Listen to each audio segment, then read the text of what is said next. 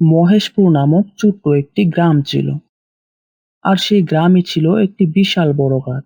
সেই গাছের ফলগুলো দেখতে ছিল খুবই অদ্ভুত। আর আশ্চর্যের বিষয় হচ্ছে, ওই গাছের ফলগুলো যারাই খেত তারাই অদৃশ্য হয়ে যেত। আমাদের খুঁজে বের করতে হবে কোন গাছের ফল খেয়ে গ্রামের সমস্ত মানুষ অদৃশ্য হয়ে যাচ্ছে। আর কয়দিন পর হয়তো আমরাও অদৃশ্য হয়ে যাব। না না, তার আগে আমাদের একটা কিছু করতে হবে। হ্যাঁ, ঠিক বলেছেন সাহেব। এখন আমরা গ্রামের কেউ নিরাপদ নই। কিন্তু আমরা কি করতে পারি? কোন অভিশপ্ত গাছের ফলকে এমন হচ্ছে সেটা তো আমরা কেউ জানি না। হ্যাঁ, সেটাই তো চিন্তার বিষয়। তোমরা এক কাজ করো, গ্রামের সবাইকে বলে দাও, যেই পর্যন্ত না ওই গাছটিকে আমরা শনাক্ত করতে পারবো সেই পর্যন্ত তারা যেন সব গাছের ফল খাওয়া থেকে বিরত থাকে। আর তোমরা যে জঙ্গলের সব গাছ কেটে ফেলো।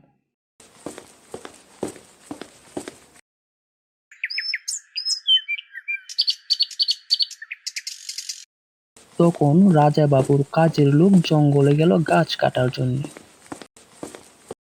আর তখন তারা একটি গাছ দেখতে পেল, যে গাছটিতে অনেক বড় বড় অদ্ভুত ধরনের ফল ধরেছিল এবং ছিল জঙ্গলের মধ্যে সবচেয়ে বড় গাছ। বাহ, গাছটি দেখতে অনেক বড়। এটা দিয়ে কাটা শুরু করি তাহলে। ঠিক আছে, তাহলে তুই গাছটিকে কাটা শুরু কর। পরেরটা আমি কাটবো। ততক্ষণে আমি একটু আরাম করে নিই। না না, সেটা হবে না। তুই আগে কাট, পরেরটা আমি কাটবো। ধুর, আমি কিভাবে কাটবো? সকালের তরকারিটা যা মজা হয়েছিল না, খেতে বসে আর উঠতে মনে ছিল না। এখন আমি ঠিক মতো নাড়াচাড়াও করতে পারছি না। গাছ কাটবো কিভাবে?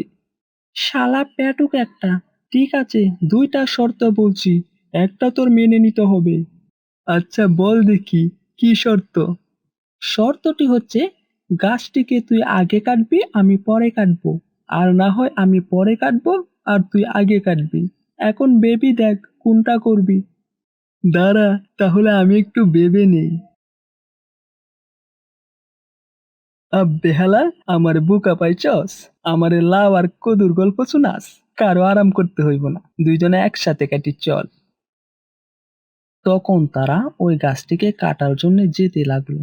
আর তখন এই গাছটি বলে উঠলো, দাঁড়া, আমাকে কাটতে এসেছিস ভালো কথা, তবে কাটার আগে আমার একটি কথা শুনতে হবে।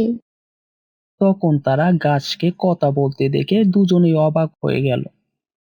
আরে, এটা কেমন গাছ? মানুষের মতো কথা বলছে। গাছ হয়ে তুই আবার কথা বলিস কিভাবে?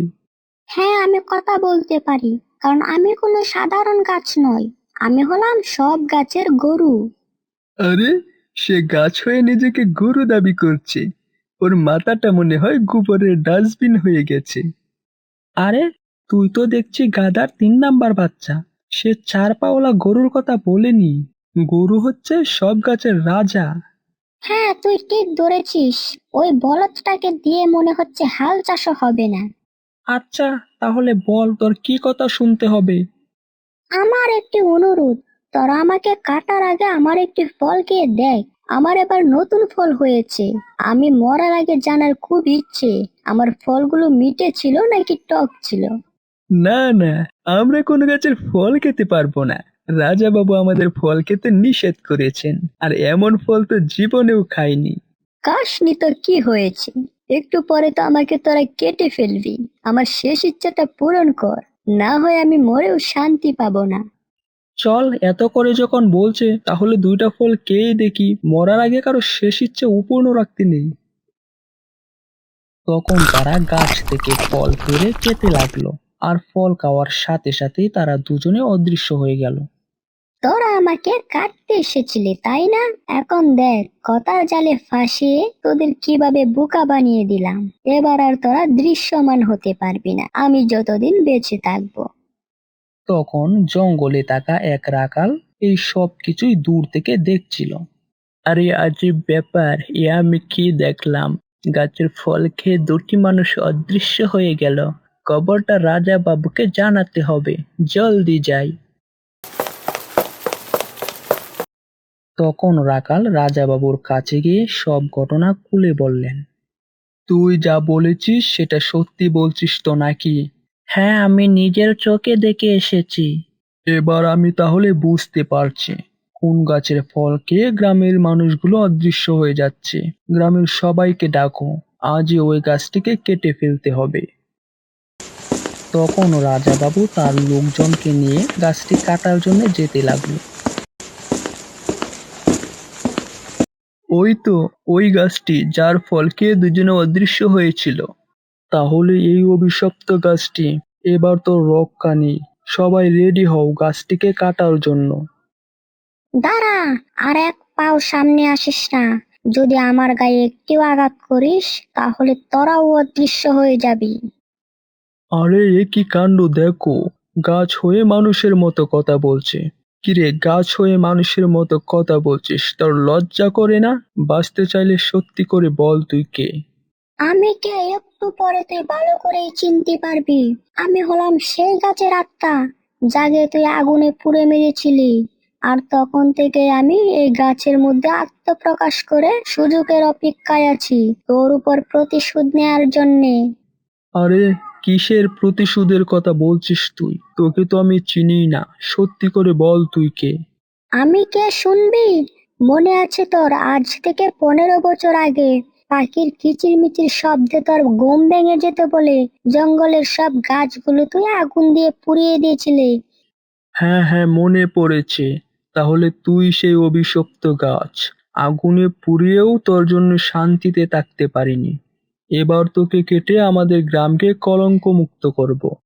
হ্যাঁ, তুই আমাদের পুরো গ্রামের মানুষকে মেরে ফেলেছিস। আজ আর তুই বাঁচতে পারবি না। চুপ কর পাপিষ্ঠ! আমি কাউকে মারিনি। তোরা চাইলে গ্রামের সবাইকে ফিরিয়ে আনতে পারবি, শুধু একটি শর্তে। ঠিক আছে, তাহলে কি শর্ত মানতে হবে বল? শর্তটি আমি এখানে বলবো না। তোরা গ্রামের সবাইকে ডেকে নিয়ে আয় সেই জায়গায় যেখানে আমাকে আগুনে পুড়ে মারা হয়েছিল। সেখানে আমি সবকিছু বলবো।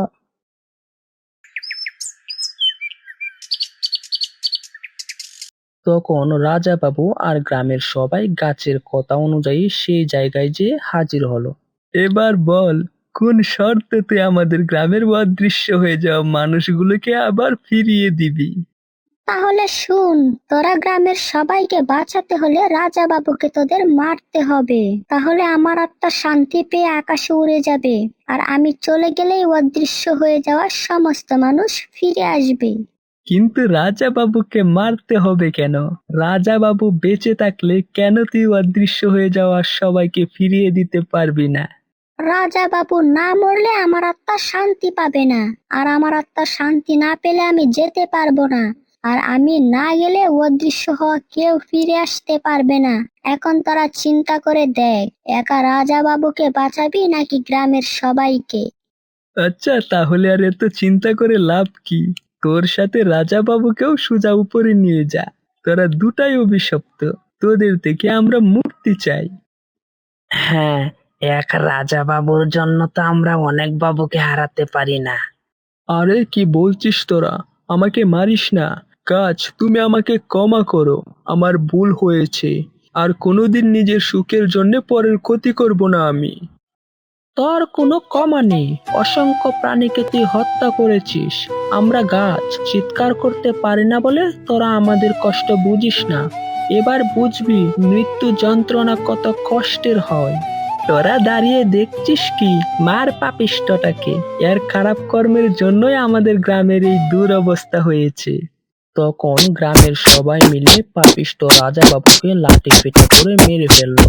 আর তখন গাছের আত্মা শান্তি পেয়ে আকাশে উড়ে গেল। আর তখন অদৃশ্য হয়ে যাওয়া গ্রামের সমস্ত মানুষ আবার দৃশ্যমান হয়ে ফিরে আসলো।